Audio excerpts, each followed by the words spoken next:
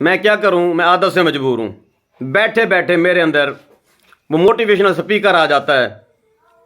Install ہو جاتا ہے، مجبور ہو جاتا ہوں بات کرنے کے لیے. بہت سارے لوگوں کو میں نے دیکھا ہے خوف میں مبتلا ہوتے ہیں، بیمار ہوتے ہیں، میرے پاس آتے ہیں جی نبض دیکھیں جی، بس طبیعت ٹھیک نہیں ہے جی، سن ہو رہا ہوں جی، طبیعت اچھی نہیں ہے،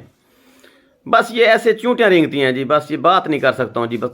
کانپیں ٹانک جاتی ہیں جی، زبان لڑکھڑا جاتی ہے جی، سن رہتا ہوں جی، نیند نہیں آتی جی، ذرا پرسکون نیند نہیں آتی، سوتا ہوں تو یوں جھٹکا لگتا ہے جی، وہ نیند خراب ہو جاتی ہے جی، بندہ اچھا نہیں لگتا جی، زبان چڑچڑی ہو جاتی ہے جی، طبیعت چڑچڑی ہو جاتی ہے جی، غصہ آتا ہے جی. ایک بات میری آپ لوگ ہمیشہ یاد رکھیں، آپ کو دوائی کی ضرورت نہیں ہے، آپ کو ایک اچھے عالم دین کی ضرورت ہے، مولانا شہزاد حکیم کی آپ کو ضرورت ہے. بے خوف ہونا ہے نا، با کردار ہو جائیں.